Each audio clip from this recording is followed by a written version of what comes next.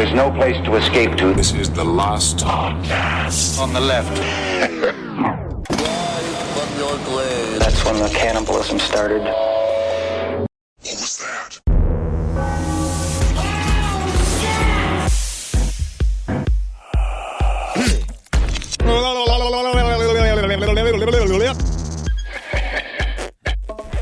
Got a tight face today. Yeah. You ever have that?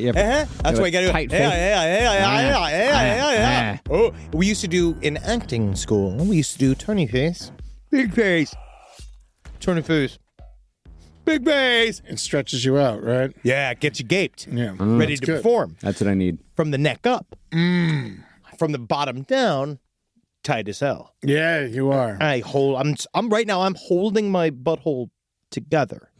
But just for the sake of making sure my organs know to stay up. Stay up. Yep, because apparently if not, they'll just slide right out of you. If you forget. Yeah. Even for a fucking second. And if it goes to sleep and you're feeling pins and needles, that's the only thing that can actually get in your butthole. Apparently. Apparently that's it. But that's not what's important now, Eddie. No? What's important? Tell him, Henry, that the country is not what it was. Did you just tell yourself to tell them? Where there's blood in the clover. You can just talk. You don't have to tell yourself to talk. That the country will never be the hope that it was. That the nation will never be healed. That the surrender's not forever.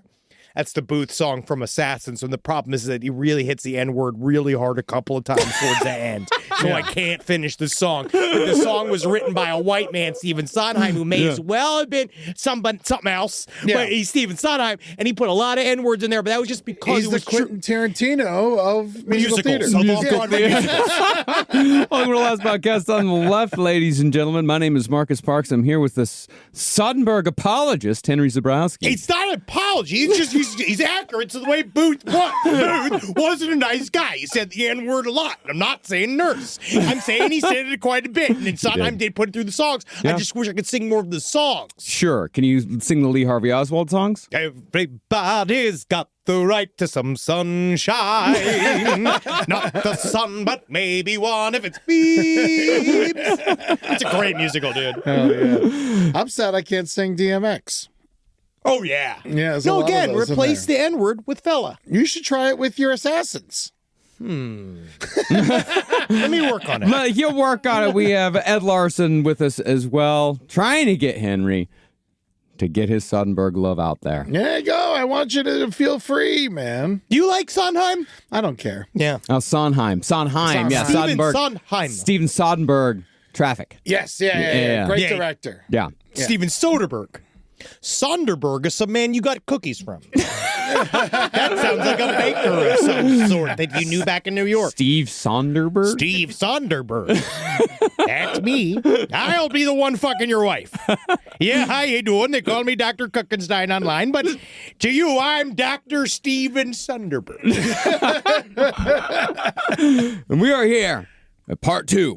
The assassination of Abraham Lincoln. And this one really puts the ass in assassination twice. Now, in this episode, are you actually going to explain who this Lincoln fella is? Yeah. Or are we just going to keep... We just keep saying this Saying guy. Abraham Lincoln. Abraham Lincoln, like, who was he? Was he some kind of ex-gamer? I forgot you didn't go to college. I really didn't. I wrote for the paper. Yeah, he wrote for the newspaper, and he took writing classes at Tallahassee Community College. So, yes, it's like you didn't. Yeah, no, I refused to anywhere. learn math, and I was like, you know what? I'm just not going to graduate. Hey, I can't say much. I have a creative writing degree from Texas Technical University, so I did not make great choices either. Hey, most of those degrees were used to write manifestos about killing women. So just remember that, know that you're past that. Actually, no, we did have, was it John Hinckley was also a student at Texas Tech University, except he studied history. Super creative, though. Mm-hmm. Also, presidential assassin.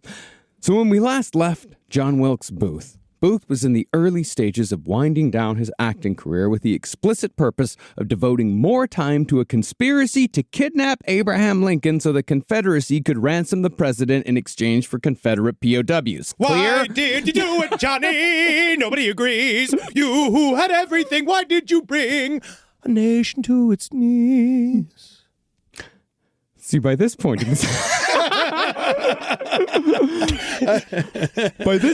in the American Civil War, 1864, the Confederacy was on a near irreversible downward slide, and John Wilkes Booth had done absolutely nothing in service of defending his beloved institution of slavery, aside from talking a lot of shit. From what it seems like to me, Booth had more or less convinced himself that he was simply waiting in the wings for his moment to step into history, as if his part in the war was simply another stage role. John Wilkes Booth had been greatly inspired by the pre-war raid on Harper's Ferry led by the abolitionist John Brown, but only in the sense that John Brown had taken matters into his own hands and had fought and died for a cause. I want to be John Brown, but on opposite day. Call me John Blue. Oh, Gray.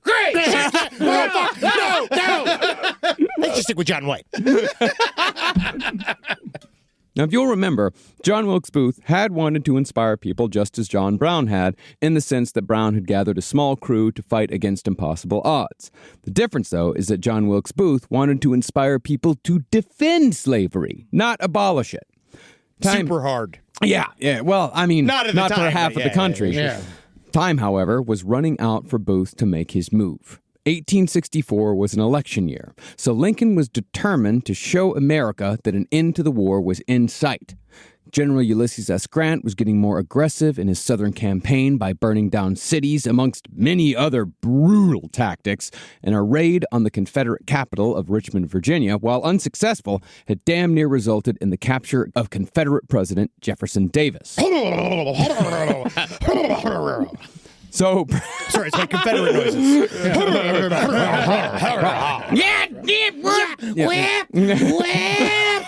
I don't know how to do a goddamn lick of work myself. Honestly, I just thought cotton came that way.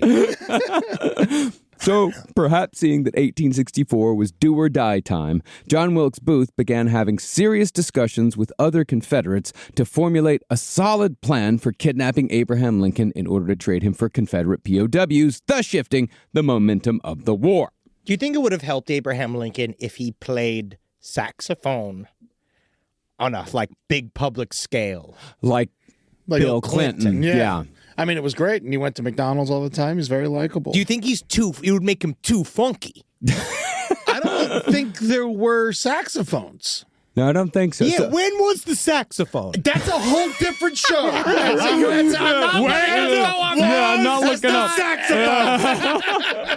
I just find it crazy to think about Confederacy, as in general. It's just they're so lazy that they want slaves, but they're so lazy to protect that laziness. They're willing to die in war. Oh yeah, man. Just work. I'll kill. Just work. I will literally kill for my Roomba. I will kill for my Roomba. I don't know how to clean the floor. Well, there's nothing romantic in work. There's no glory to be had in work and just being and just being a guy who's out in a field somewhere. There is glory in going to fight and defend your homeland, or at least there's glory in the idea of it. What about that song? That's the sound of the man working on the chain. Gang. Pretty sure they're all prisoners. Yeah. It's also sung by black men, which the Confederates do not enjoy. Unbelievable. It is. Now, the plan to kidnap Lincoln first appeared in August of 1864. That's when Booth began discussing kidnapping plans with two childhood friends from Baltimore. These two men, unlike Booth, had actually fought in the Confederate Army. That meant that Booth had begun his plot against Lincoln, whatever it was going to be, a full 8 months before the assassination took place, and 3 months before Lincoln was elected to a second term. Then I can possibly kidnap Lincoln after the summer musical. Lincoln's second term, however, had not been a lock.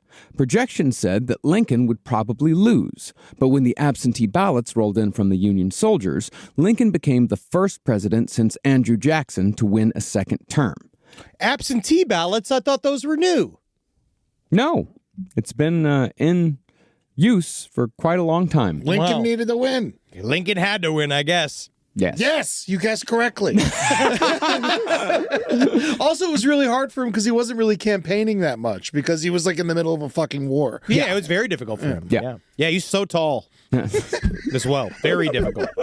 Your facts are on point today, man. I can't even. Why did you do it, Johnny? Nobody agrees. He's actually 5'8", but the hat put him over. Yeah. Taller. He actually was mostly skull. And people don't want to talk about it, which is why he was so easy to kill. Let's continue. Confederate media, however, reported that because the soldiers had put Lincoln over, Lincoln had used his tyrannical powers to rig the results and re-elect himself. As such, a bevy of newspapers began floating the idea of assassination, just putting it out there, while others called outright for some brave soul to commit what they called tyrannicide. Now, murdering Abraham Lincoln was actually a fairly popular view during and even before the Civil War. But while today we're totally used to the idea that there's at least one guy trying to kill the president at all times, no matter who the president is, It's something you can set your watch to. the concept of presidential assassination was fairly new to America in the 19th century.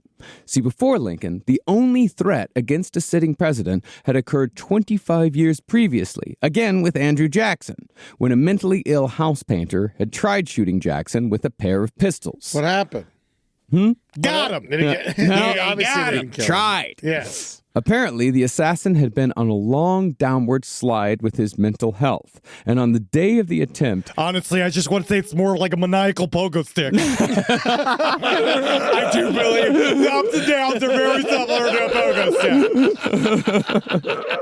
stick. on the day of the attempt, the house painter had been sitting in his paint shop with a book in his hand, laughing, when out of nowhere, he exclaimed, quote, I'll be damned if I don't do it. The painter then left the shop and easily found the president leaving a funeral, where he tried shooting Jackson in the back. But both pistols misfired due to damp weather. So President Jackson beat the guy half to death with his cane, and the would-be assassin was found not guilty by reason of insanity and committed to an asylum for life. Thanks, everybody. See you soon, and by soon, I mean never. I'm going to the loony bin. That's where I belong. Enjoy yourselves, everyone. Have a pleasant fall. Sounds pretty sane to me. He tried to kill our most genocidal president. Yeah, he was the worst one. But by the time of Abraham Lincoln, the tenor of the country had changed considerably. Lincoln began receiving death threats at the Illinois State House before he was even elected president, along with a continual stream of packages containing garbage and poisoned food, as well as what I'm sure was a fair amount of feces. It's quite a large hail of asses. But he ordered the feces. And you're seeing the state of the country. Lincoln, however, kept his quote-unquote favorite death threats throughout the years in a special folder, although he never told anyone his specific reasons for saving these letters. In my opinion, I think Lincoln, he might have had like a sense of humor about the whole thing, but he also may have just been resigned to the fact that people were going to want to kill any president who threatened the institution of slavery. This would have been a stark reality for Lincoln because there had been incredible spurts of violence that occurred even in the lead up to the war as a result of the slavery debate. Chief among these spurts was Bleeding Kansas, which began a full 6 years before the outbreak of the war. During this time of turmoil, up to 200 people were killed in raids and battles fought specifically over the issue of slavery, because Kansas was trying to figure out whether it was going to enter the Union as a free state or a slave state. In fact, just before the raid on Harper's Ferry, John Brown had led a raiding party in Kansas with his sons where they seized 5 pro-slavery settlers from their homes and hacked the settlers to death with broadswords. Cool. It's like Baldur's Gate. Yeah, man. Talk dirty to me. That's fucking awesome, dude. The last person to die by a fucking broadsword is like, in these days, it's just some fat anime man. You know, like, that's fun. God, it a father and son activity. God, I wish I could have done that with my dad before he went. Nothing would have made him happier than chopping up a bunch of fucking strangers with fucking broadswords. So fun. In other words, things had been tense to say the very least for years. Once they start chopping people into salad, Yeah. and it's like a fucking problem. It's not even guns anymore. You know what I mean? Like, Yeah. we're just turning them into literally confetti. Yeah. How did they know the swords were ladies? Fuck you. Broadsword. Fuck you. Okay, Fuck your fucking ass. You're why the country's in the toilet. Thank People you. like you. I appreciate that. Oh, I'm sorry. I'm sorry. I had it's an irrational reaction. Well, that's all to say that Lincoln knew how fired up people were on both sides of the debate at all times. Now, the threats against President Lincoln's life were not just limited to letters. The earliest near-successful attempt took place, coincidentally, in Maryland. Yeah, I Booth's imagine that home would be state. the lightest threats of death. Yeah. Or the letters. Yeah, Because the the letters letters. are just saying I'm going to kill you. Oh, yeah. No, that's definitely the least of it. Yeah. Well, this first attempt came to be known as the Baltimore Plot. Can you actually say it properly? The Baltimore Plot. The Balmer Plot. Baltimore Plot. Balmer Plot, yeah. This plot, however, I got you locked in. this plot was not something that occurred months or even years into Lincoln's first term. People were trying to kill Lincoln on his way to his inauguration in March of 1861. This was before the Confederacy was even formed. A secret paramilitary group called the National Volunteers, who had the stated goal of overthrowing the government by violent force, they intended to kill Lincoln in Baltimore when the president-elect's train stopped in the city on its way to Washington, D.C. The plan was to create a public disturbance and murder Lincoln in the fracas. But luckily, the infamous Pinkerton Detective Agency had infiltrated the National Volunteers. They uncovered the plot long before Lincoln arrived in Baltimore that day, so Lincoln ended up skipping the town altogether. The problem was that the Baltimore plot soon became public knowledge. The Baltimore papers were quick to call Lincoln the coward president because, they wrote, had there been a threat to, say, Andrew Jackson would have crushed the conspiracy by, quote, meeting it like a man. Yeah, why? By what? Hitting a bullet head first? Like, that's the idea. You fucking just coming at these fuckers? No, you would have met it with a man by putting a bunch of Native Americans between him and the bullets. Like Andrew Jackson would have done. Cripplingly hammered. Now, Lincoln was quite defensive when it came to these attacks on his courage, and it is speculated that the press's reaction to Lincoln skipping Baltimore was why he had a future aversion to bodyguards or a large security detail. See, the Secret Service was created, unfortunately, after Lincoln was killed. As up to that point, bodyguards and security details were somewhat a matter of personal preference from president to president. Because they used to just walk in the crowd. Yeah. They used to walk around waving people, like kiss a wife, take a baby. Yeah. There's that famous picture of Lincoln at Gettysburg, and he's just standing there. Yeah. He shouldn't have been. He shouldn't have been. He was in danger. Lincoln, for example, he was constantly opposed to the idea of having a personal bodyguard. And this was against the wishes of his friends, family, and cabinet members who constantly told him that he needed some sort of protection. Yeah. Lincoln did somewhat acquiesce in 1862, this is about 2 years into the war, when he allowed a company of soldiers to be assigned to the White House. But they were really bodyguards in name only. They provided no personal protection, and their duties had more to do with taking care of little Tad Lincoln's goats than keeping an eye on the president. Man, you know that annoyed the shit out of some guys. It's like, can we please put a soldier at the front of your home? I don't need any of these so-called bodyguards. I just need my glam squad. I have Ricky Otto, who does my culinary.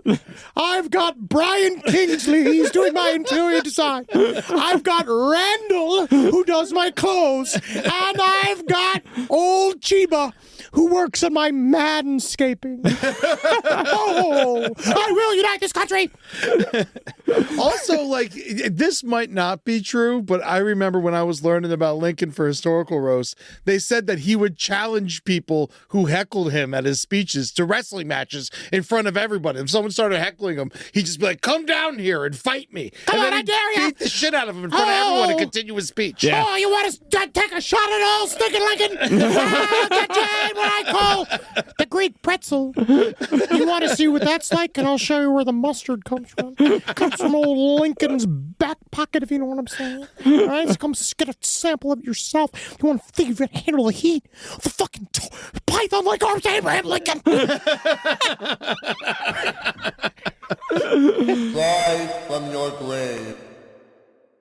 Now, eventually, Secretary of War Edwin Stanton, he did appoint a cavalry detail in 1863 to guard the president when Lincoln traveled the D.C. area, especially when Lincoln rode from the White House to his summer residence on a plot of land called Soldiers' Home. Lincoln, however, thought that the security detail was unnecessary and intrusive, so he regularly slipped out of their sight while failing to tell any of his aides that he was leaving on his own. As such, Lincoln often rode back and forth between the White House and his summer residence and Soldiers' Home alone. Now, it seems insane to us that a sitting president in the middle of a civil war would take such risks with his own life. It's to the point where one could make the argument that Lincoln may have had some sort of death wish, or at least didn't care whether he lived or died. People say this, right? That he was fatalistic. They kind of blame it on they say he was a depressive. He was incredibly depressed. Yeah. Everyone in his life had died. He'd lost multiple children, his first wife, his mother at a very young age. He had a really fucking hard life. Sounds like no baggage, no problems. But, it's all, everybody's different. There was still plenty of kids and Mary Todd. Oh, yeah. Mary Todd's right there, buddy. Yeah. Well, I mean, that really has always been the craziest part of the John Wilkes Booth story. That's the thing that people always bring up in modern times. The fact that Booth was able to just walk up to the president in a public place and shoot him in the fucking head without running into a single security guard along the way.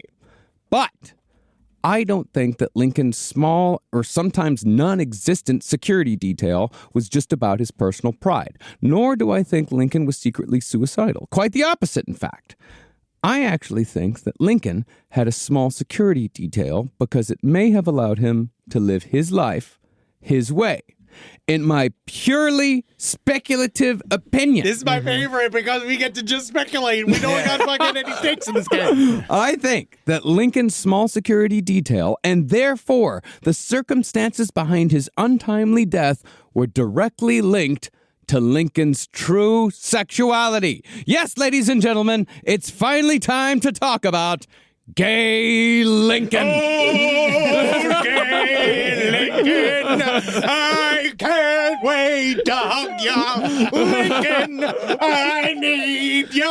I'm so excited. And we're not just being shitheads here. No. There's 4 reasons behind this. The evidence for Abraham Lincoln being gay is extensive, if circumstantial, but I do believe that it is crucial to understanding his life and, consequently, his death. And his logs.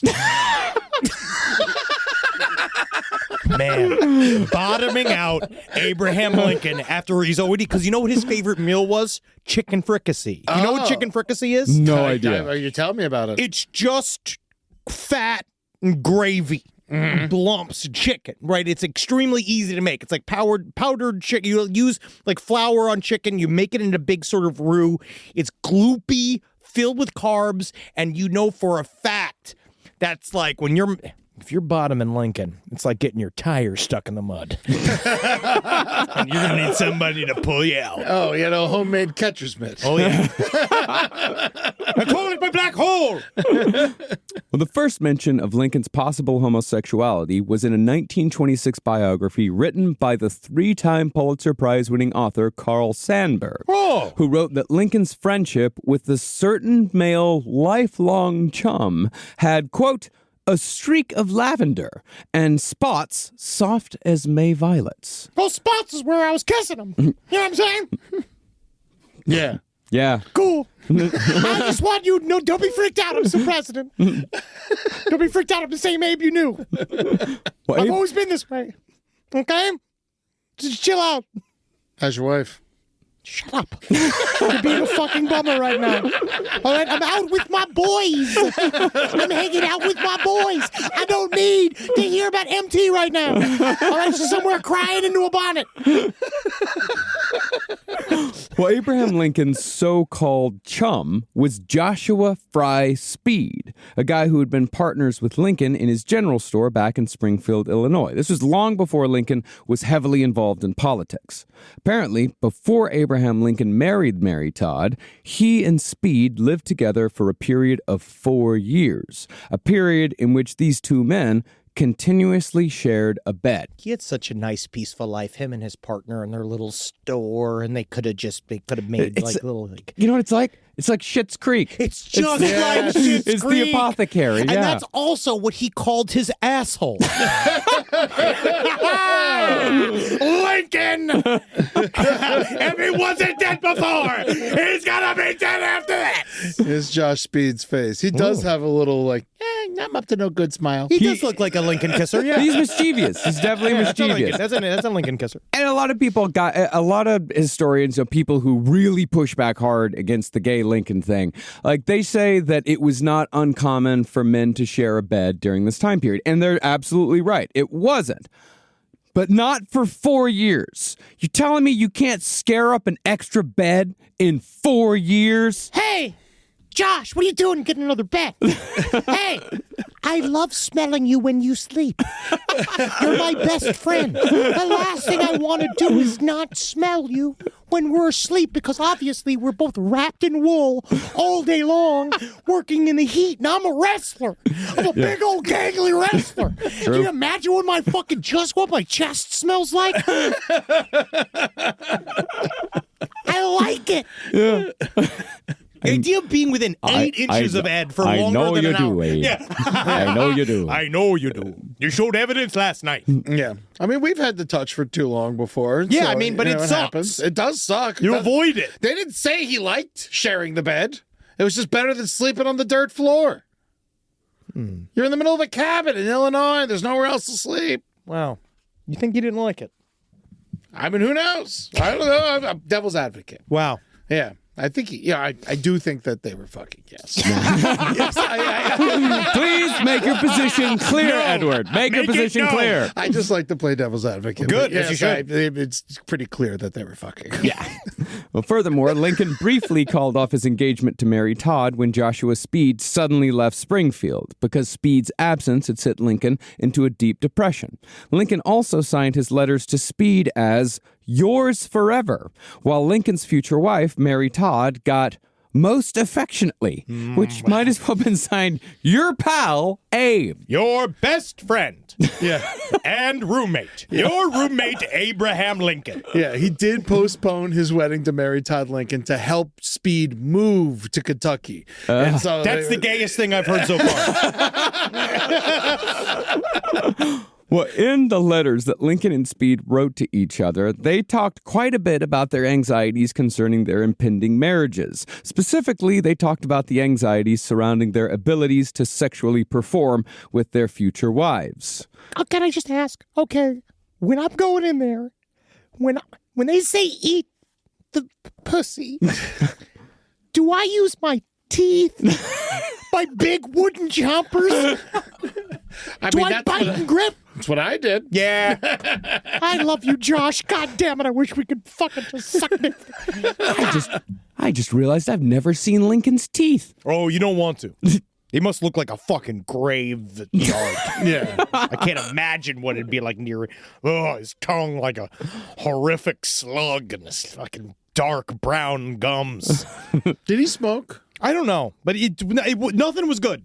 No, nothing was good back then. But, you know, I'm sure he had a rotten mouth. He might have. I mean, many men had rotten mouths back then. Just keep going. I'm looking up Lincoln's teeth. Okay.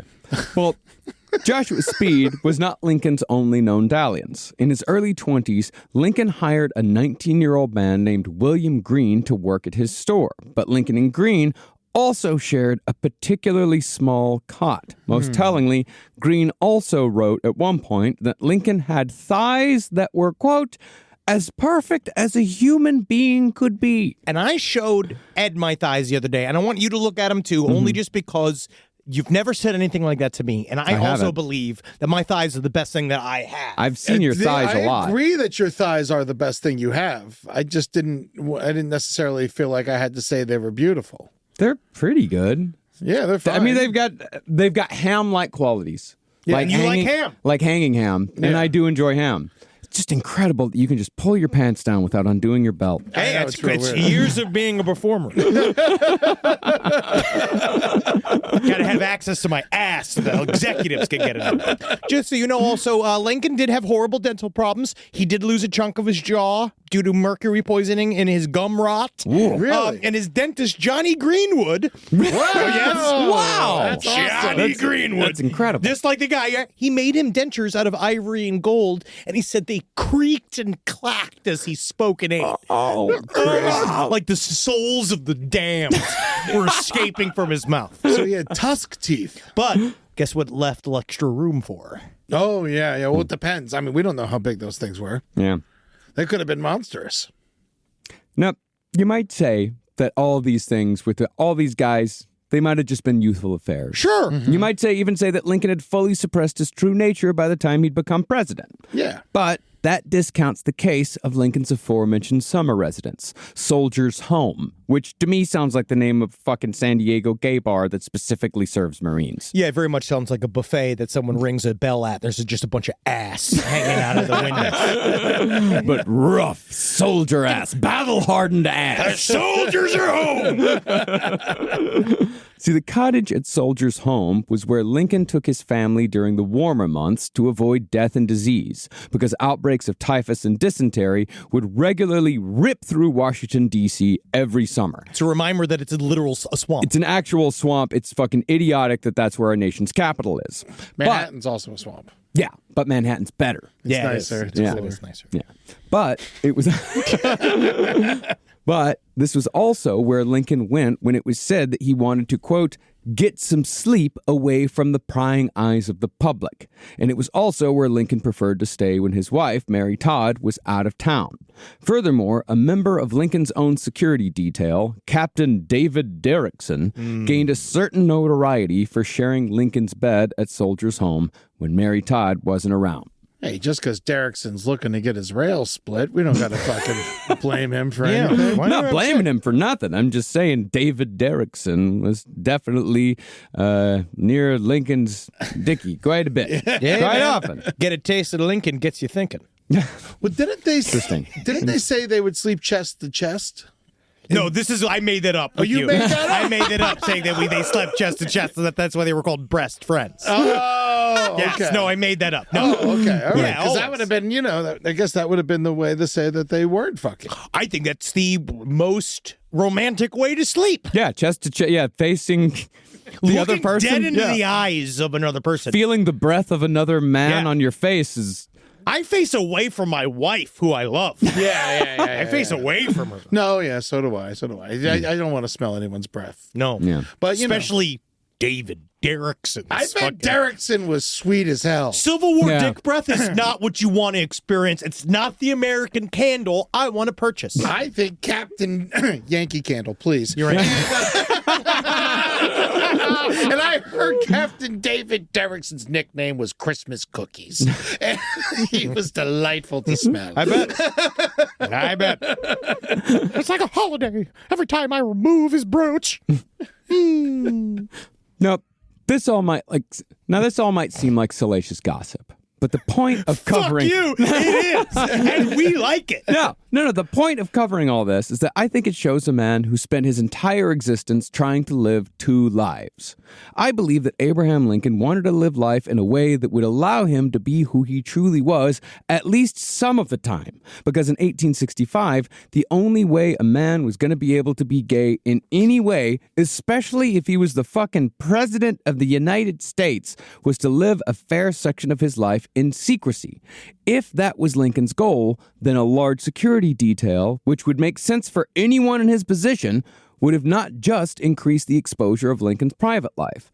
It would have also made it nearly impossible for him to sneak off by himself to get the sort of privacy that he would need to live at least a sliver of his life as he wanted to live it. And it's also like a lot of like homosexual acts at the time were considered to be illegal. Like they were, depending on what Not state you're in. considered to be, they were illegal. Yeah, so yeah, he you had would be thrown in prison. he had to, but he also was a man that really we always talk about how, like, there are modern guys born in every fucking generation. They just don't, like, how the fuck am I here? Yeah. Abraham Lincoln kind of was like that, where he definitely knew that he was a man of the moment.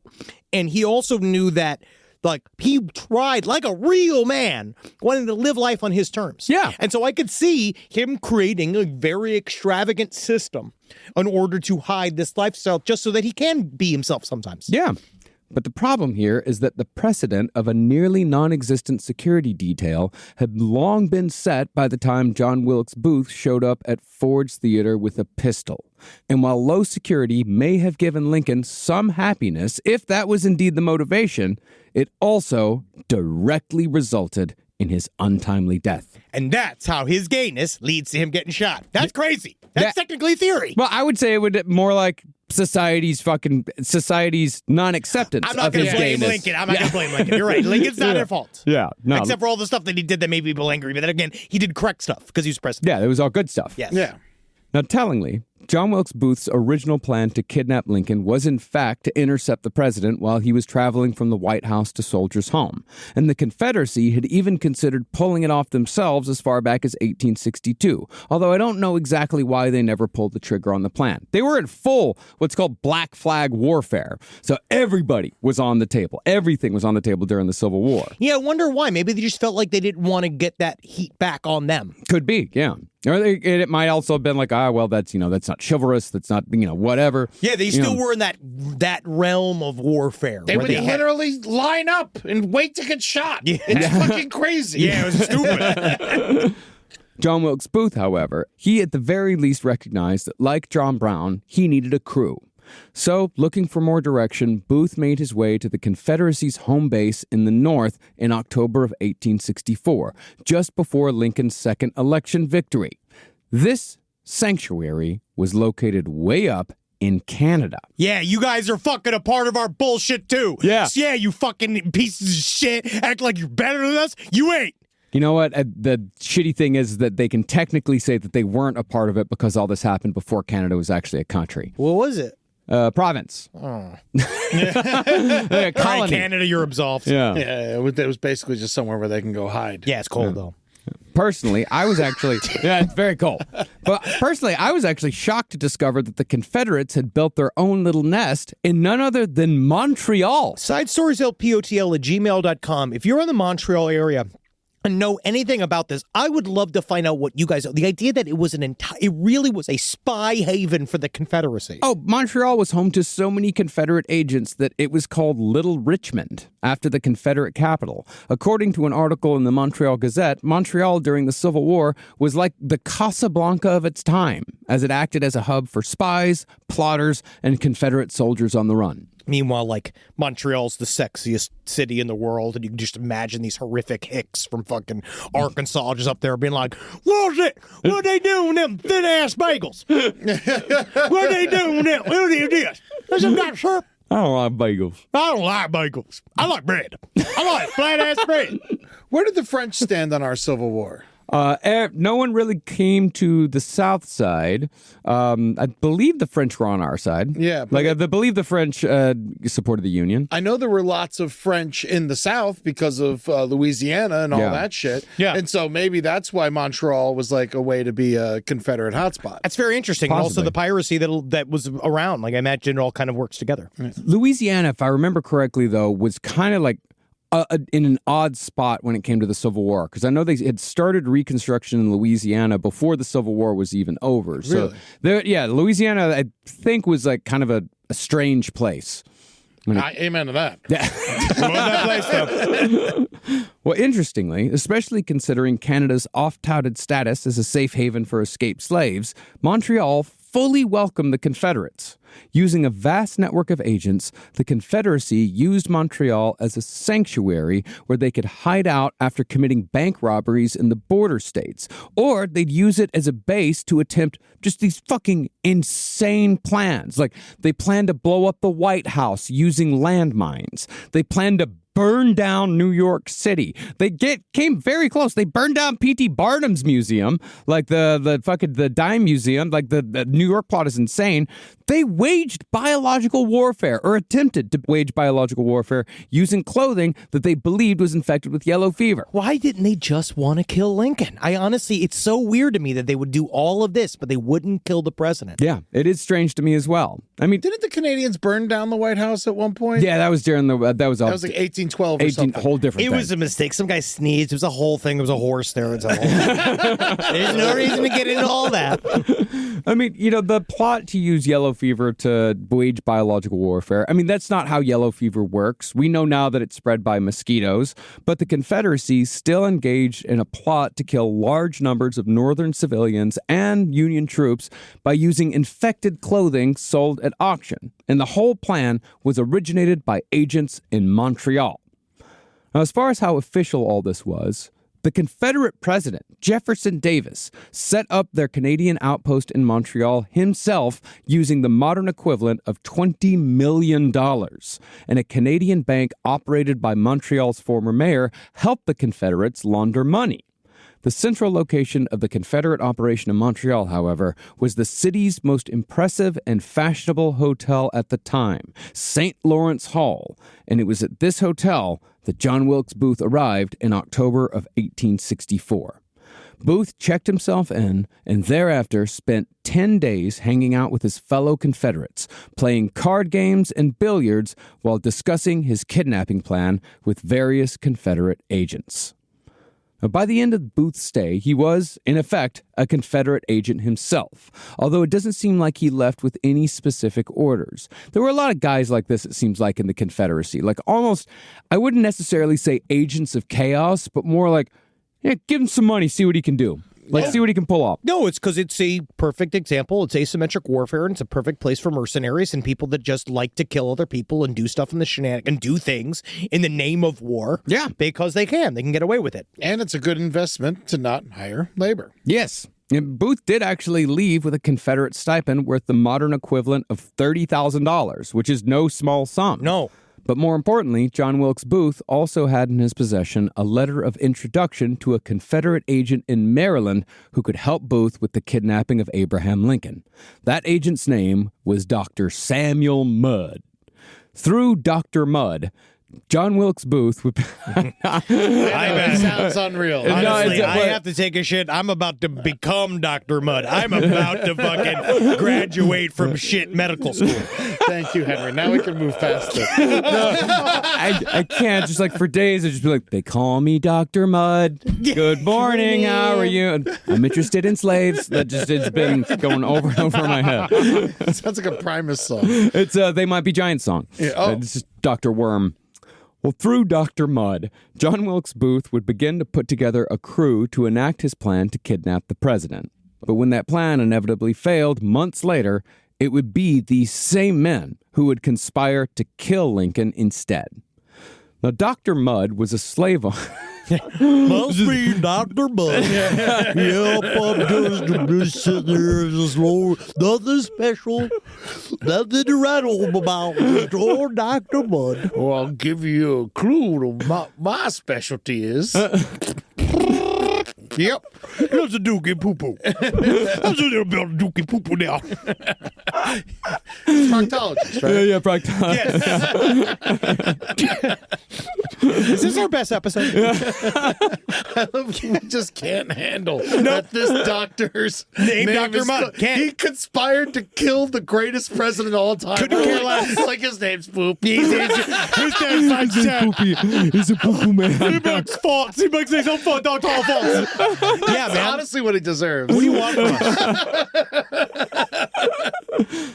Dr. Mudd was a slave owner and farmer who owned a plot of land in Bryanttown, Maryland. But when the state finally abolished slavery in 1864, Dr. Mudd did not have a business plan that included actually paying the people who worked his plantation. This is going to devastate my whole poo-poo based practice. It's going to fuck up all of my fart sounds. This is all I need to do. My bean farm. Oh no, all the precious beats. Dr. Mudd's operation therefore collapsed, which gave him ample reason to help the Confederacy in any way he could. As for Booth's plot, Dr. Mudd's home was perfectly situated as a stopover between Washington, D.C. and the Confederate capital of Richmond, Virginia, which meant that Booth could hide at Dr. Mudd's farm with Abraham Lincoln after kidnapping him. President Lincoln, I just want to say I'm a huge fan. Can I interest you in some beans? I'd love to help you. Do you have any Duke or shit, fuck, fart issues, President Lincoln? I'm a huge, again, even though I'm filled with hate. I'm filled with hate. I hate everything. But I'm still, it's just an honor to have you in here. But Yes, Dr. Mudd. Yes. Well, Dr. Mudd's failed plantation could not be the only stop towards Richmond, nor could it even be the first. Dr. Mudd's failed plantation's a great roller coaster ride. Like it's a great dark ride at Six Flags. Well, Booth obviously couldn't travel with the president tied up on the back of his horse during the day, and Dr. Mudd was too far away from Washington, D.C. to reach in a single night. Booth would need a place to flee immediately after kidnapping Lincoln, so Dr. Mudd introduced Booth to a man named John Surratt. John Surratt operated as a mail agent for the Confederacy by passing documents and letters to Confederates in the North. Dr. Mudd was also a mail agent, so they were kind of, connecting links in a chain. John Surratt's family also owned a tavern in Surrattsville, Maryland. This tavern had become a center for secessionist activities because of its close proximity to Washington, D.C., and John Surratt's entire family, including his mother, were all Confederate sympathizers. Therefore, their tavern had become a well-known safe house for Confederate agents. In other words, the Surratt family had a lot of credibility amongst the Confederacy. So when John Surratt agreed to be a part of John Wilkes Booth's presidential kidnapping plot, Booth's operation gained authority while Booth gained more confidence. Now, once Booth started to believe in his plot with more fervency, he attempted to bring others into the conspiracy, although John Wilkes Booth was never really worried much about whether or not these other people actually wanted to be a part of his conspiracy. For example, in November of 1863, just after Booth hooked up with the Confederates officially, he agreed to be in a production of Julius Caesar that included both Booth and his brothers, Edwin and June. It was a massive, massive deal. It was like kind of a publicity type, like a stunt. John Wilkes was in the role of Mark Antony. However, John Wilkes Booth had also just lost a lot of money in an oil venture that had gone nowhere. I would imagine that might be why he agreed to be a part of this stunt production. And all the other actors, including, I'd assume, his two older brothers, took turns making fun of John Wilkes Booth for his business failures during rehearsals. Yeah, that's gotta be brutal, dude. It's gotta sting. Yeah. Like, oh, my God. Just getting destroyed by your brothers. And they're like, Haven't lost everything. I know the feeling. You're just like, God, I know they're gonna fucking have something to say about this whole fucking. Well, because Booth had spent like such a long time telling everyone that he's going to make so much money on this oil deal. Like, they got to get in on this. They got to help, and then it just all goes fucking bust.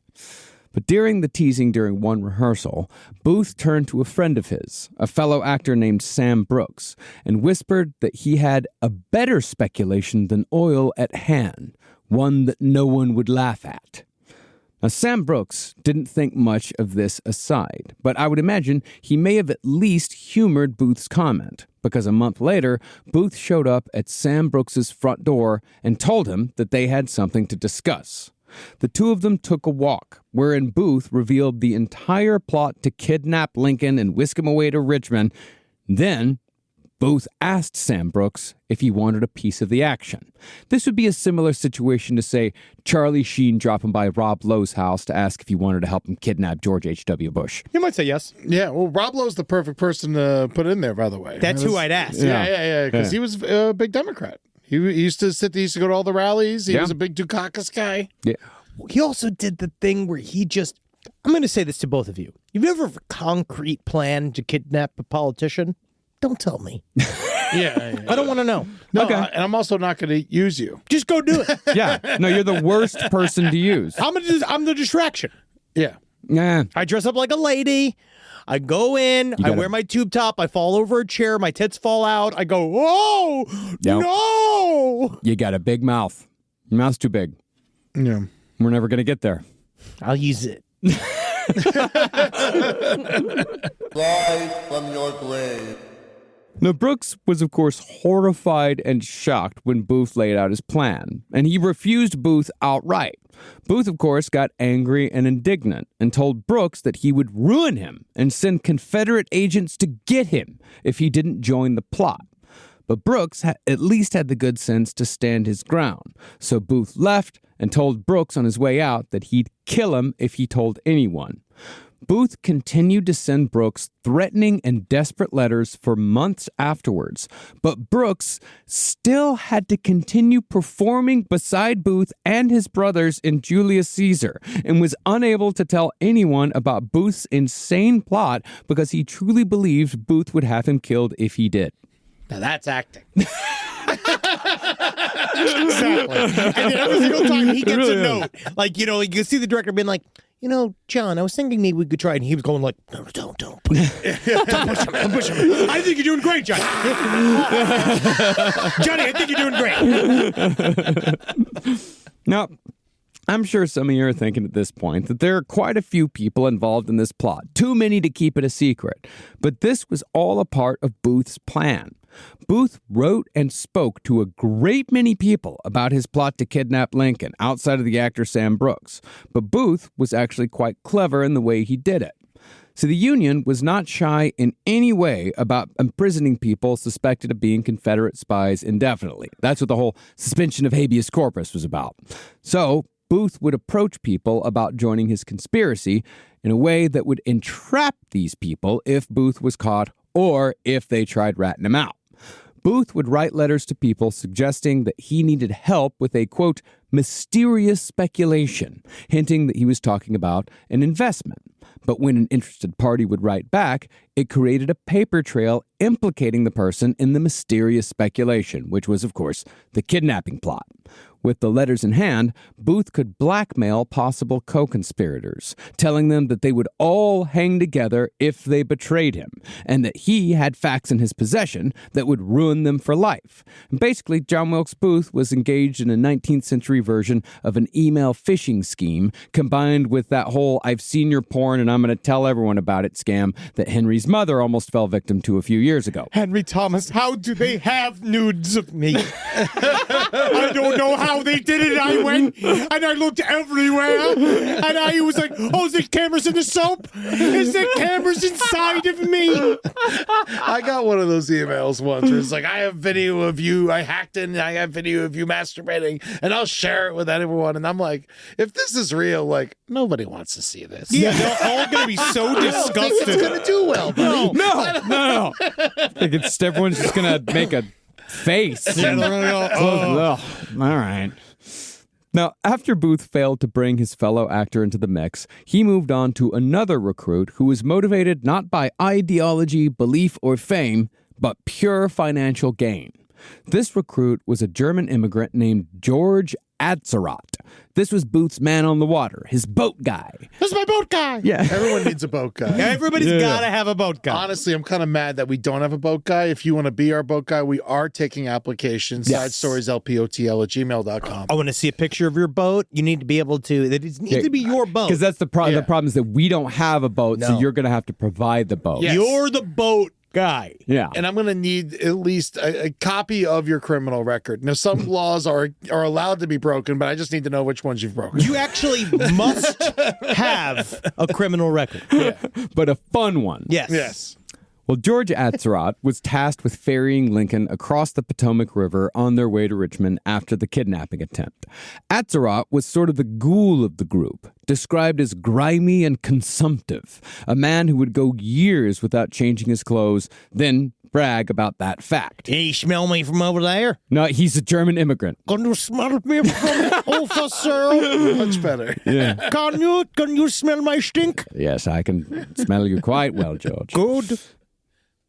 That's good. wait on the water. Yes, it's funny, right? Oh, even on the stinky water, I am stinkier. Stinky water. The stinky water of the Mississippi. I am the most stinky. I am the stinkiest thing upon it. Even worse than Dr. Mudd's practice. Take me to Dr. Mudd. Well, Atzerodt also had a spinal curvature which stooped his posture, and he always walked with his head in that permanent nu metal tilt to the side. No. Do you think he couldn't take his clothes off and that's why he never changed? I cannot remove the buttons because it is too complicated for my two-fingered hand. This is the best sailor they could find. I do boats. I don't do clothes. Well, Atzerodt was also an alcoholic. He had absolutely no beliefs in anything. Also, that is important to remember, 4 hour, you have to be an alcoholic to be our boat guy. And have no beliefs in anything. Yes, Yeah, please. yeah, you definitely, nihilists only. Please. So when Atzerodt's carriage painting business failed at the start of the Civil War, he made his drinking money by ferrying men and supplies across the Potomac for the Confederacy, which is why he was the perfect person to ferry Lincoln in Booth's plot. It did, however, take both John Wilkes Booth and his Confederate darling, John Surratt, to convince Atzerodt to join the conspiracy. But join Atzerodt did, and the crew continued to grow. Now, John Surratt actually ended up being the key member of Booth's crew, because besides his extensive Confederate contacts, Surratt ended up recruiting the majority of the people involved. Through Surratt, Booth also gained a local geography expert, a hunter named David Harold. Harold also had access to pharmaceuticals like chloroform, which would be very helpful in a kidnapping attempt. The final addition to the crew, though, was the muscle. Booth rounded out his team with the final addition of a powerful 21-year-old Confederate soldier named Lewis Powell. Powell would prove to be one of the most violent members of Booth's cell when the plan changed from kidnapping to assassination. He does seem like the only one worth anything. Powell? Yeah, of their team. What do you mean? Oh, you mean like as far as Any skill use, goes? Yeah. Yeah. Well, he's just strong. Yeah. I mean, the boat guy, all he is a boat guy. Yeah. And, well, I mean, really, in the end, the only successful one was Booth. Also, I will overcome Lincoln with my stink. He will never be able to deal with how smelly my furnace is because of his need to inspect it. Guys, I don't know. Harold, we're going to get to a lot later, right? Yeah. Okay, good. Now, Booth's kidnapping crew was fully assembled by January of 1865. But while you might think Booth would be at the height of his confidence, it seems like the impending reality of having to actually do something towards the war effort was making Booth a little crabby. Whereas before he'd been described as a chronic optimist with a passion for life, his personality drastically changed at the beginning of 1865. He turned distractible and short-tempered. Booth in the past had spent his time either acting or socializing, but he was beginning to drop out of performances with more regularity, and he'd stopped attending social functions by using increasingly outlandish lies as excuses. But while Booth's acting work was slowing to a crawl, he decided in mid-January that he might as well use his strengths if he was going to successfully kidnap the president. Tap! It's mainly tap, impressions, and jumping. That's what I do best. And I think I can use them all. Classical and modern tap. Classical. Tap, tap. 1 foot at a time. The true way, not this new jazzy African way. I like to do it the old-fashioned man way, the old white man way. 1 foot, 1 tap. He was a triple threat, but it was, I'm going to kidnap you, I'm going to kill you, and I'm going to stop the union. I mean, Well, in mid-January 1865, Booth changed the kidnapping plan from capturing Lincoln during transit to abducting him from the audience during a performance at Ford's Theater. I will dress as a high society woman, and I will sneak my way into his chambers, and thereupon, obviously succeeding in, totally, I have to erotically accept him to my wills. But then once that is over, then I will have Lincoln in my grasp. Now, Ford's Theater, whether it was for the kidnapping or the assassination, it was not an idle choice made by John Wilkes Booth. In many ways, Ford's Theater worked somewhat as Booth's home base.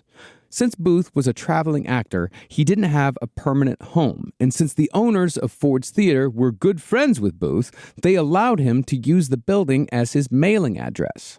That meant that Booth knew both the people who worked at Ford's Theater and the theater's layout exceedingly well. Now, when Booth brought his plan to snatch Lincoln from the theater to some of his co-conspirators, they thought that the idea was, in a word, stupid. For them, the essential part of the plot, the very thing that made it work, was that they would capture Lincoln in an isolated spot away from the city. Yes. But think about the splash we'll make when Broadway finds out that we have kidnapped Lincoln in front of the biggest house I've ever been in front of. Ha ha! Excellence in theater. What's wrong, everyone? This is literally the equivalent if we wanted to kill Obama back in the day and he had come to the creek. Yeah. Like, literally. I did know that place inside. I knew every fucking square inch of that place. Oh, yeah. We could have offered him some Molly in that back room. He never would have come out. Now that he's fucking Jennifer Aniston. We'll get there. That's another show. Wow, that's That's the new one. That's bold the new one. proclamation. Yeah. Jennifer Aniston, and then some guy tried to kill Jennifer Aniston, I think, to get at Barack Obama. But that's a whole long story. It's a whole- Yeah. Oh, that's very true. Yeah, Very that's what true. you think, huh? Oh, it's what I know. There we No. go. It's That's what the I end. know. But while Booth was having to convince people that his plan was sound, his window for saving the Confederacy was rapidly coming to a close. By early 1865, it was a foregone conclusion that the Confederacy was in its last days because their food, manpower, arms, and supplies were nearly gone. In fact, the Confederacy was desperately trying to negotiate an end to the war, although even after losing hundreds of thousands of men to combat and disease, even though their cities were on fire, they were still stubbornly holding out for a compromise that let them keep their slaves. Well, after they lost all their arms, they're going to need the slaves. That's the problem. Yes, Edward. Yeah, that's right. Yep. That's very true. Oh, very much so. Well, just the idea of this whole war has been fought on this one thing. And it's like, nah, listen, we're as done with this war as you are, and we are as sick of the bloodshed as much as everybody else, but can we keep our human chattel? Like, listen, I know we've been fighting this whole thing. It seems to be a misunderstanding. And I know that it is the reason why the war began. In the first place. But what say we just stop the fighting part and just act like nothing happened? We'd be all fine with that. We're all fine with that. Now, Abraham Lincoln knew exactly what the score was here, so he wasn't going to stop until this shit was done. So whether John Wilkes Booth knew it or not, the war was all but unwinnable for the South by the time Lincoln's second inauguration rolled around. Lincoln's second inauguration, however, gives us occasion to talk about one of the other incredible coincidences when it comes to his assassination. And this coincidence may also be one of the assassination's secret motivations. Now, this is even more salacious than the gay stuff. Yeah, no, this is super salacious, but it is also extremely interesting, and it might be a bit of a motivation.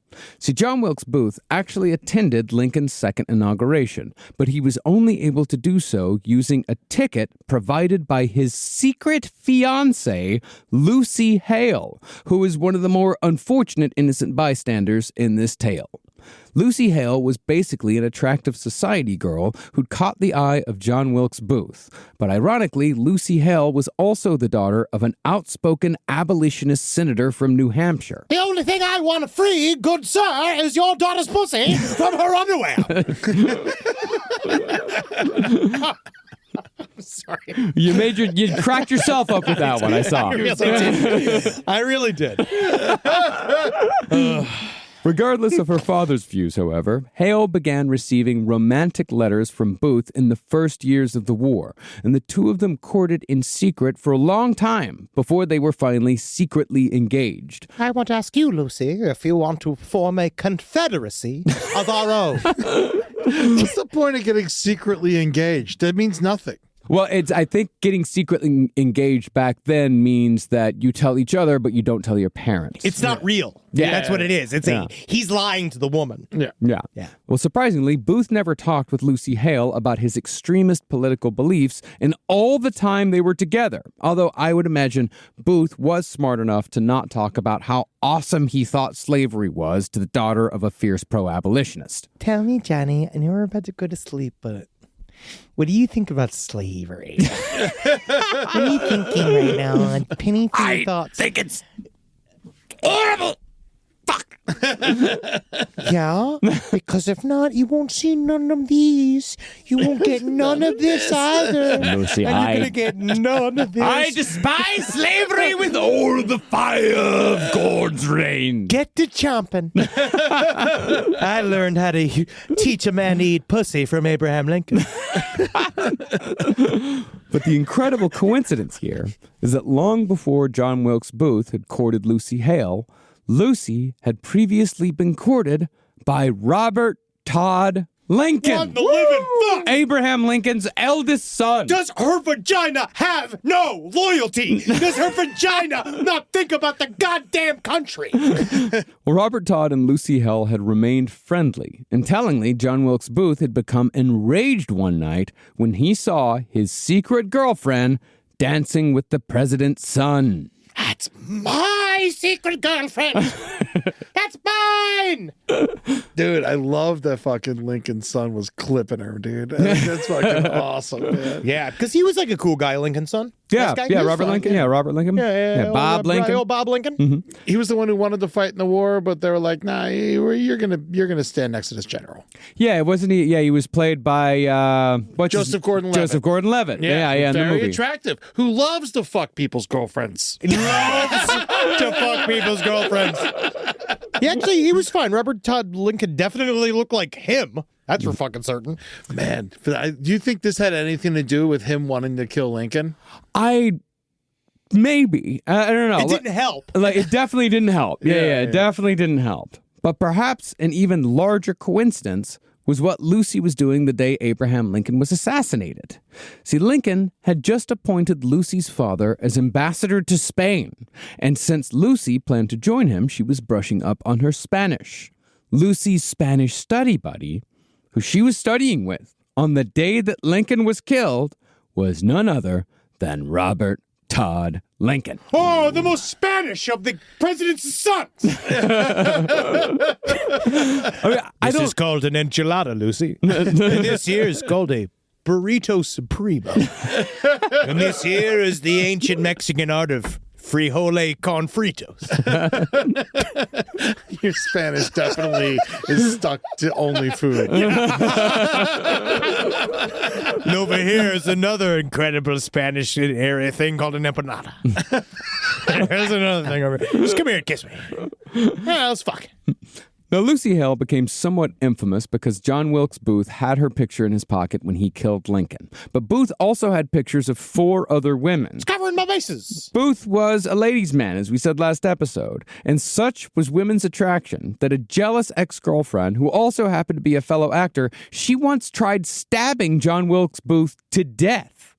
But that's all to say that Booth had many sides that he showed to many different people. So I do agree with most historians when they say that Lucy Hale was just as shocked as anyone else when her secret fiancé murdered the president. Probably would have been a good idea to keep that secret a secret at that point. The problem was that they found her picture and she was popular. And so they went to her and be like, so why does John Wilkes Booth have a picture of you? Because they used to give pictures as like a gift from person. Because like she would have given him, she would have needed to have given him that picture. And she was also, by the time of, around the time of the assassination, they had started to be seen in public together. Like, I think, he had even had dinner with Lucy Hale's, mother.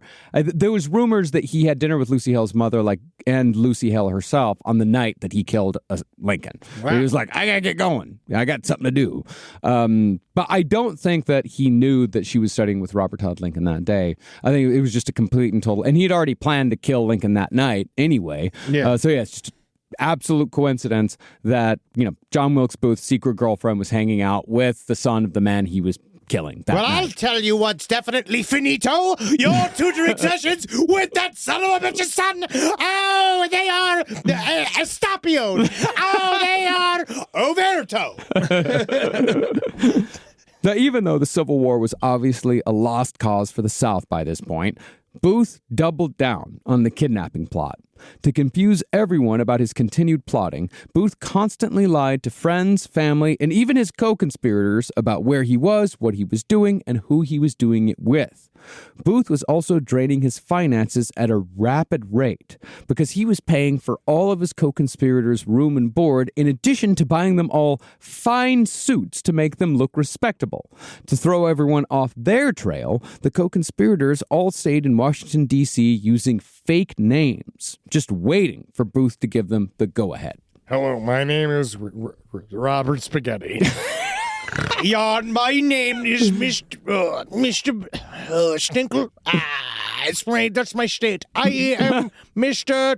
Ronald Spaghetti. Ronald Spaghetti. Yes. It says Ronald. Are you guys related? Ronald Spaghetti and Bob No, Spaghetti? it's a total coincidence.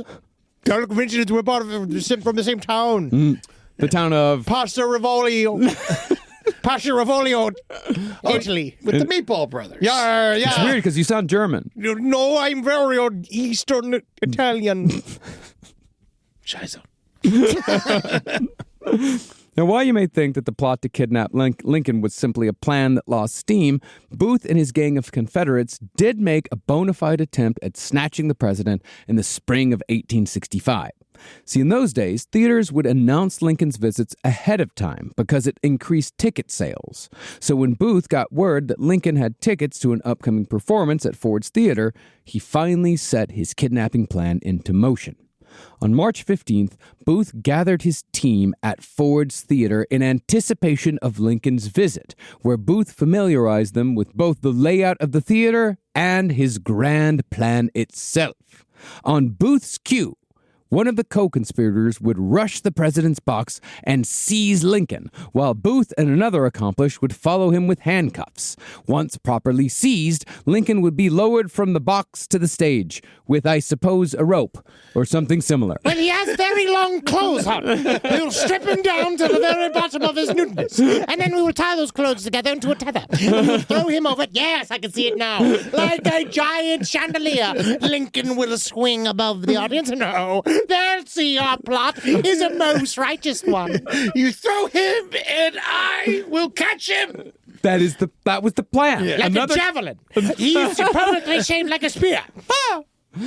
Well, another collaborator was supposed to be waiting to catch Lincoln. He was going to be down on stage. He'd come from backstage and catch Lincoln to make sure he didn't die going head first. And that's why I'm bringing the basket. Yeah. I got the basket because I measured it to the president's length. Booth, two other guys, they would leap down after him using Booth's patented stage stunt techniques. It's a 1, a 2, and a jump. It's that easy. So remember, that's what Booth was known for. He was the action star. He was a stunt man. I jump Yeah. And tap? 1 foot at a time.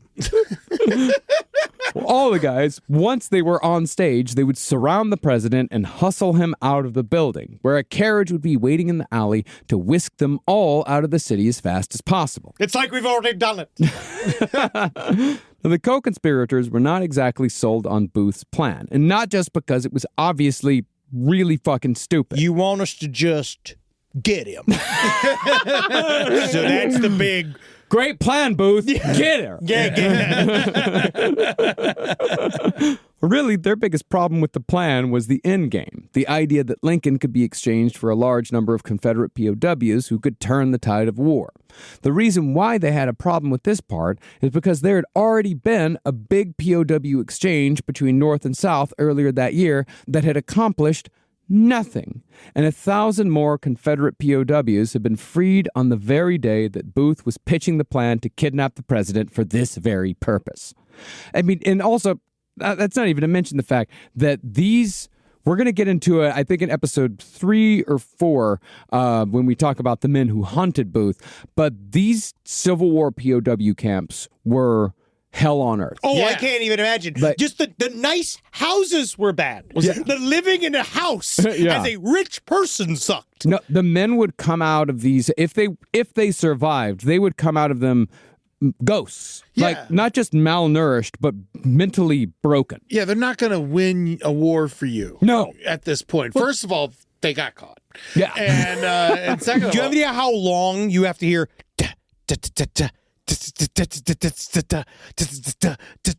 Drives you crazy. yeah. Wasn't it Andersonville? Wasn't that where they kept everybody? I don't know. Oh, okay. Well, I think it is, and I'm usually wrong. Well, I do know that Louis Andersonville is where they put all the fat guys. That was a fat camp. They're trying to get them to lose weight. It was it was wonderful. Now, Booth ignored the fact that his plan was utterly pointless and senseless, but he was also charming and highly convincing. After arguing with his co-conspirators from dinner time until 5 a.m, Booth finally wore them down, and he convinced his compatriots that they would definitely be kidnapping Lincoln somewhere, somehow, by the end of the week. Now, 2 nights after the meeting with his co-conspirators, It's just such a funny time period to wrap it up in. By the end of the week, we will have the Confederacy back. It's that easy. end of the week, business day or weekend? Latest Saturday morning. 2 nights after the meeting with his co-conspirators, Booth stopped by Ford's Theater. There, Booth was told that President Lincoln was scheduled to visit some wounded soldiers at a nearby hospital that very night. This fact was known to the people at Ford's Theater only because members of another theater's company were scheduled to perform at that same hospital. Now, Booth saw the potential here because the road out to the hospital was rural and lightly traveled. Plus, it was close to the Eastern Branch River leading to Maryland, so Booth and his compatriots could be on their way to the Confederacy within minutes of capturing the president. I knew our boat guy wasn't a mistake. And so Booth sent word to his crew that they were going back to the original plan. Fully stocked with supplies, tools, and guns, the kidnapping crew were instantly in their saddles on their way to snatch the president, whether it was going to actually do any good for the Confederacy or not. Now, do you snatch Lincoln or do you cock him? Depends on if you want to keep him or not. Now, the plan, which sounds exceedingly confident, was to capture the president's carriage and somehow outrun the cavalry before reaching the river. The kidnappers would then remove the wheels from the carriage so they could secure it to a boat to ferry it across the water, where the next phase of transporting Lincoln to Virginia could begin.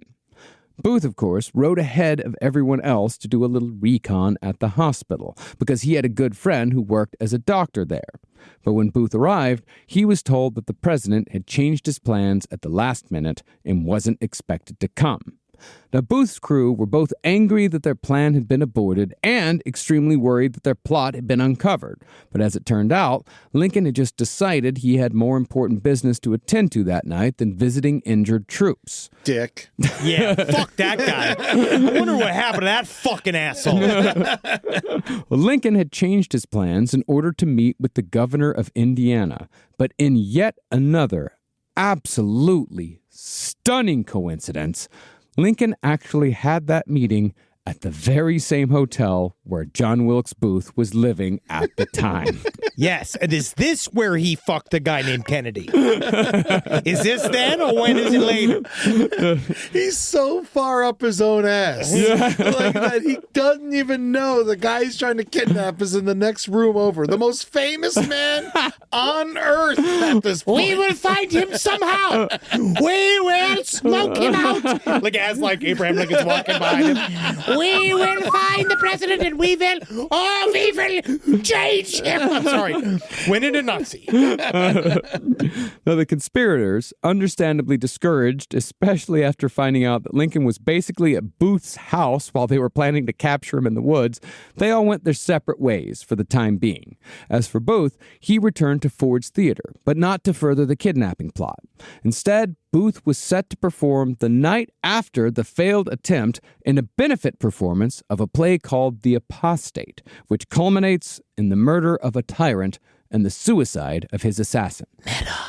April 18th, 1865 would mark the last time that John Wilkes Booth would ever perform on the stage, because just a little under a month later, John Wilkes Booth would himself become America's first successful presidential assassin. Now, there's no hard evidence of when Booth changed his plans from kidnapping to assassination, because while Lincoln was killed on April 14th, Booth was still sending telegrams discussing plans for Lincoln's capture on March 27th. Partly, though, Booth abandoned the kidnapping plot because some of his co-conspirators just weren't feeling it anymore. Dude, it was too long. All right, the Civil War is over, buddy. We want to move on. Yeah, well, at this point, it's not over. But it's basically over. It's getting there, and the Booth's plan is a lot of risk. Well, it's all risk, no gain. Yeah, because you're going to just have the president, and nothing's going to happen. You're just going to get murdered. Well, I think not only are you going to get murdered, but Grant and specifically a man, a little general named Sherman. Yeah, is gonna fuck you up. Yeah, they are going to fuck you up even worse than they've already been fucking you up. They'll kill Lincoln. Yeah. They will kill Lincoln themselves. None of them like Lincoln. It's kind of like the Kennedy thing. No one liked Lincoln. Well, no, that's not true at all. Well, people respected him, but he had enemies as well. His cabinet loved him. Yeah. He won 2 presidential elections. Absolutely, People of liked course. him. I will say He didn't have a cabinet. He had a full-on walk-in closet. and he never left. But I will say, if they would have gone through with this kidnapping plan, the chances of Lincoln just beating the shit out of them in the box. That's everybody. We need to write this. We need to write this Inglourious Bastards movie where Lincoln is brought in, and then Lincoln slowly but surely takes the team down both by force and by charm. Like begins like winning them to their side and having to fight John Wilkes Booth in the end. I could see him getting completely naked and be like, "Let's go, fuckers!" Yeah. You know, like, This is one log cabin. Republican ain't go that easy. Now, I want the movie where they take him all the way back to Richmond. Lincoln wakes up in Richmond, his eyes just pop open, and he single-handedly fights his way out of the Confederacy and just takes it down himself. like Abraham Wick. Yeah. Yes. God, that'd be awesome. Well, the member of the team that left after John Wilkes Booth, after just everything didn't work out, was John Surratt. I mean, John Surratt, he was basically the guy who brought the team together. He had the strongest connections to the Confederacy. So when he rejected Booth's final plan, it was over. Like they didn't have their guy anymore, the main guy. and wasn't he the money man too? Well, Booth was the money man. Well, he Okay. was he made it a legit capital C Confederate action. You Yeah. know what I mean? Like, Yeah. Well, basically, Surratt had finally seen through Booth's bullshit, and he had no intention of remaining under Booth's influence. he's an actor. Yes, but unfortunately for Surratt and his family, Booth had no intention of letting Lincoln go. But most unfortunate of all at this point in the story, deservedly so, was the Confederacy. The Appomattox Campaign, which was General Robert E. Lee's last desperate attempt to defend the Confederate capital of Richmond, it was well underway by March of 1865. By April 9th, the Union had guaranteed defeat for the Confederacy by cutting off their supply lines and basically burning the Confederate capital of Richmond to the fucking ground, which was in effect a final spiritual defeat for every Confederate citizen and sympathizer. But few people were more shattered by the loss at Richmond than John Wilkes Booth.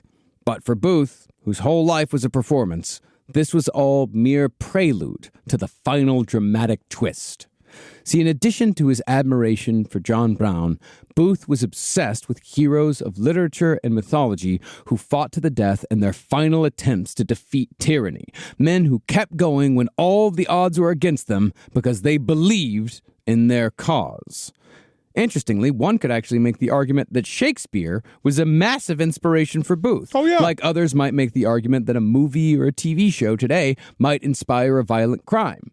See, in the estimation of both John Wilkes Booth and most Confederates, Lincoln was a Caesar in need of a Brutus.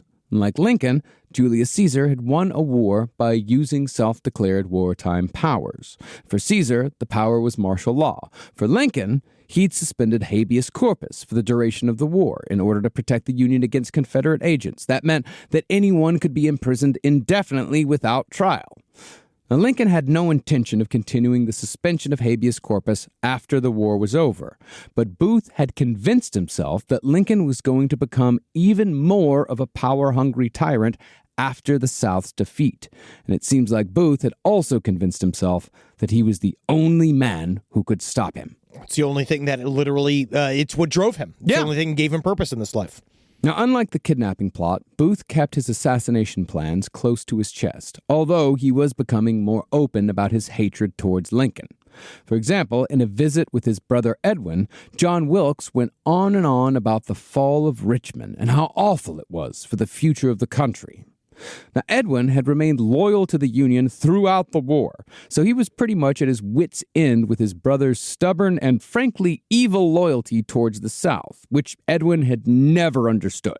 It's because he's just a fucking pain in the ass little brother. Yeah. He probably just got made fun of too much by his brothers, and he chose the other side out of fucking... There is a lot of this. He was a contrarian, very much so. Yes, and a lot of this really is about kind of what we see now, which is when people go when annoying shitheads find a new community to go join because they'll accept anybody. Yeah. The people in the pro-slavery unit were just very excited to get a theater star that wants to be part of the movement. And so they'll take anybody because they have no sense of quality and they're bad people. Also, he's like fucking crazy at this point. I have so many weird theories that obviously have no water, but I was just like, he's a stunt man. He's always doing all this crazy stage fighting and stuff like that. And then one day he like turns, like you said, and he like, becomes a different dude. Could have easily had a head injury. Dude, I view him very similar to like a fucking Steven Seagal that went from he's like technically he was a real police officer. He cosplayed. Eventually they gave him a fake little deputy's badge, and now he's over in Russia. Like he defected to Russia just to be important. Yeah. Well, Edwin and John Wilkes Booth never reached common ground, and that argument was the last time that Edwin would see his brother alive. From there, Booth visited New York, where he met up with Sam Brooks, the actor friend that Booth had tortured for months with threats of blackmail. Booth went on and on about how he'd missed his chance to kill Lincoln during Lincoln's second inauguration. And when Brooks told Booth that he was crazy, Wilkes simply whimpered, quote, I could live in history. Tells you his exact fucking motivations. He just wanted to be famous. He wanted to be important. He's just another bottomed out fucking actor. Yeah. And there's also they say that, his career was not on a downward slide at the time. And that's true. It wasn't. But it also was never as big as his brothers or his father's. Some say it was his voice had gone. Some say it was booze. Some say you killed a country John because of bad reviews. No, it was not bad reviews. Oh, Sondheim. That's his liberties. It's creative liberties. I know it's his liberty. Well, that's some say. So he's not saying that it is. Why did you do it, Johnny? Nobody agrees.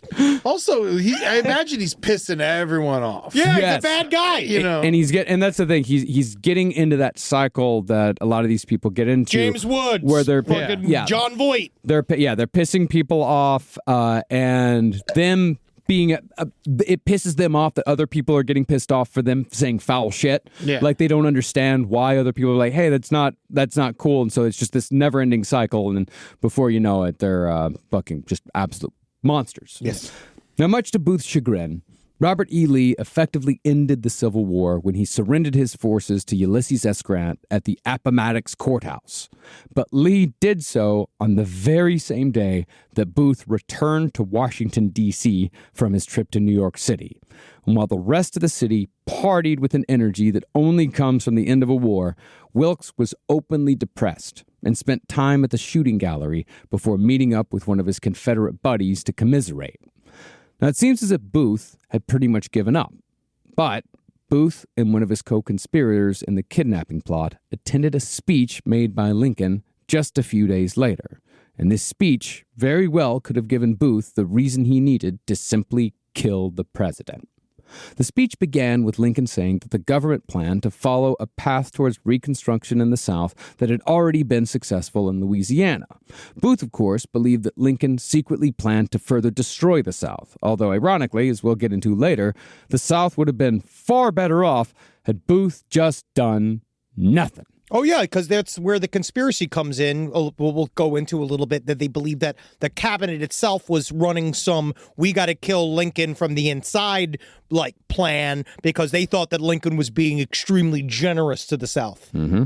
But for Booth and his compatriot, what made them believe more than anything that Lincoln was out to destroy not just the South, but America itself, was when the president said he wanted to give voting rights to some black Americans, limiting it mostly to just those who'd served in the war, slow-rolling it, as it were.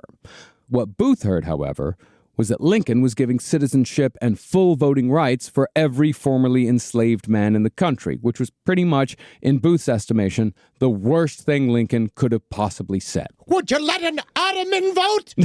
Would you let a shovel vote? You joke, but those were the actual arguments that they made. Oh, I know. And this was what seemingly sent Booth fully into murder mode, because Booth was heard to say after the speech that now, by God, he was going to put Lincoln through. Now, after the speech, Booth went to Ford's Theater, hoping to find some like minds in his peers. But after hearing Booth launch into a racial slur-laden tirade against the North and abolitionists, Booth's fellow actors decided that maybe it wasn't such a good idea to hang out with John Wilkes Booth anymore. Yeah. Maybe think that he's a fucking pain in our fucking ass. Yeah. Save it for the stage, John. Hey, buddy. Wait for later on when Stephen Sondheim writes a musical with a bunch of words in it. Something like that. But while his actor friends were abandoning him, Booth found solace in the same place where most actors end up after they start saying foul shit that their friends just can't ignore anymore. Booth returned to his fellow extremists, his former co-conspirators in the kidnapping plot, and before long, almost all of them were fully on board with Assassination. Sadly, though, from a historical point of view at least, there is no evidence as to what Booth said to his co-conspirators to convince them to participate in the assassination of the president and much of his cabinet, or if Booth even had to convince them at all. Pussy says what? Pussy said what? What? You're a pussy. Ah! That means I gotta kill the president now. Yeah. God damn it. Yeah, All that right. theater rules. There's some theater rules out there. Well, all we know is that by mid-April, Booth and his co-conspirators had a very simple plan to kill Abraham Lincoln, Secretary of State William H. Seward, and Vice President Andrew Johnson. They were going to do all of it in the same night at the same time so the perpetrators could escape south together using the Potomac River once the deeds were done. And it's there that we'll pick back up next week for part 3 of our series, with the actual assassination of Abraham Lincoln and the beginning of the manhunt for John Wilkes Booth and his collaborators. There's plenty of conspiracy theory to go around. We're going to be bringing up quite a bit of that. Like, there's more of the whole hunt for John Wilkes Booth is its own fucking episode. It's insane. Yeah. And we're also going to be getting heavily into the man who took John Wilkes Booth down, who has become one of my new favorite characters in history. No, I'm excited. This guy's fucking out of his mind. Hell yeah. I smell a possible candidate for March Madness 2026. Yeah. Oh, God, I want John Wilkes Booth in there, man. Yeah, we got to pop him in there. Man. Yeah. Thank you guys so much. Go to our patreon.com. Go to patreon.com/lastpodcast on the left to go watch us talk. And then you can also see Last Stream on the left live every Tuesday at 6 p.m. PST. One thing I do want to tell all of you is go to our new YouTube channels. We have a brand new YouTube channel that is where all of our comedy content they were making through the Twitch channel was going. And it's now going to be going on YouTube. I believe it is at LPN TV. Yes. And so you go on YouTube, that's the name of it. Go follow that shit, all right? Because that's where we're going to be putting all our new stuff. And you're going to see, that is where we're going to be streaming Last Podcast on the Left, Beyond the Veil, with Psychic R.H. Davis. June 20th, it's going to be both live streamed and in person. Tickets are going to be there. You're going to see we're going to be doing it in conjunction with the Mystic Museum here in Burbank, California. And this is going to be a very special night that you're not going to want to miss because you're going to get spooked out. Yeah. Yes, and by live stream, that means you're going to piss yourself. Yep. Because it's going to be spooky. Yeah. And, yeah, with Dr. Juice. Also, No, but that last time I got spooked out, I had to call up Dr. Mud.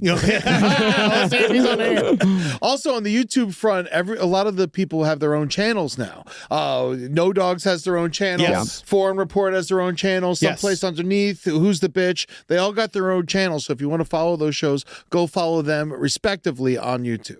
Also, catch us live Saturday, June 28th. We're going to be in Atlanta at the Coca-Cola Roxy. It's going to be a fucking blast. And then Salt Lake City on July 12th. Very excited for my first outdoor live amphitheater show. Yes.